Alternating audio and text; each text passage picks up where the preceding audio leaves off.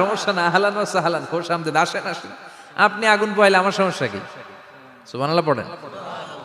আল্লাহ শুকরিয়া করে উনি বসলেন আর আগুন পোহাচ্ছেন, আর খেয়াল করলেন যুবক রুটি বানায় আর পরে আস্তাগফিরুল্লাহ, রুটির দলা বানায় পরে আস্তাগফিরুল্লাহ, খামির বানায় আর পরে আস্তাগফিরুল্লাহ, রুটি নিয়ে উনুনের ভিতরে চুলার ভিতরে সেকা দেয় আর পরে আস্তাগফিরুল্লাহ, দোকানদারের কাছে কেউ আসলেই সে রুটি দেয় আর পরে আস্তাগফিরুল্লাহ, ক্রেতার কাছ থেকে টাকা নিয়ে ক্যাশ বক্সে রাখে আর কি পড়ে, আবার রুটি বানানো শুরু করে আর কি পড়ে, খালি এইটাই পড়তেছে। ইমাম আহমদ ইবনে হাম্বল তো অবাক, কিরে এটা আবার কেমন যুবক, খালি আস্তাগফিরুল্লাহ।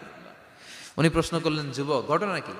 আসার পর থেকেই তোমার দেখতেছি তুমি রুটি বানাও, রুটি বিক্রি করো আর পড়ো আস্তাগফিরুল্লাহ, মালাকা ইয়া শাবাব। যুবক বলে, আস্তাগফিরুল্লাহ আমার সবচেয়ে বেশি পছন্দের আমল, আমি সব সময় আঠার মতো ইস্তেগফারের সাথে লেগে থাকি আর সব সময় পড়তে থাকি আস্তাগফিরুল্লাহ, আর এর বদৌলতে আল্লাহ আমারে মুস্তাজাবুদ দাওয়া বানিয়ে দিয়েছে। আহমদ ইবনে হাম্বল তো অবাক, আনতা মুস্তাজাবুদ দাওয়া,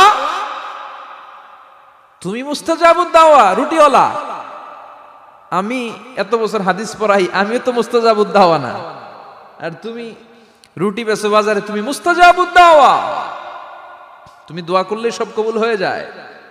যুবক বলে, না আনা মুস্তাজাবুদ দাওয়া, আমি আমার জীবনে যত দোয়া করেছি কবুল করে নিয়েছে কে? সব দোয়া কবুল করে নিয়েছে আল্লাহ, একটা দোয়া ছাড়া। কয়টা?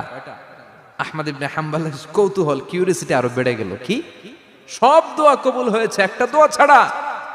মাযালিকা দোয়া ইয়া শাব, কি সেই দোয়া? যুবক এবার বলতে শুরু করলো, আমার জীবনে যে দোয়াটা আল্লাহ কবুল করে নাই সেটা হচ্ছে, আমি আল্লাহর কাছে অনেক চেয়েছি, অনেক দোয়া করেছি যে আল্লাহ, শুনেছি এই জামানার সবচেয়ে বড় মুহাদ্দিস, তার নাম নাকি ইমাম আহমদ ইবনে হাম্বল, আল্লাহ তোমার কাছে আমার চাওয়া, আমি যেন এই ইমাম আহমদ ইবনে হাম্বলরে দেখে মরতে পারি, আমি যেন ইমাম আহমদ ইবনে হাম্বলের হাতে হাত রেখে মুসাফা করতে পারি আর তার কপালে একটা চুমু এঁকে দিতে পারি। আহমদ ইবনে হাম্বল আবেগপ্রবণ হয়ে গেলেন, চোখের পানি ছেড়ে দিলেন, বললেন, যুবক তোমার এই দোয়াটাও কবুল হয়ে গিয়েছে। আহমদ ইবনে হাম্বলের দেখা আর সাক্ষাৎ পাওয়ার জন্য আহমদ ইবনে হাম্বলের বাড়িতে তোমার যাওয়ার দরকার নাই, আহমদ ইবনে হাম্বল তোমার দরবারে ছুটে এসেছে। আনা আহমদ ইবনে হাম্বল মুহাদ্দিসুদ দাহর, আমি নিজেই আহমদ ইবনে হাম্বল। যুবক চোখের পানি ছেড়ে দেয়, আহমদ ইবনে হাম্বল চোখের পানি ছেড়ে দেয়।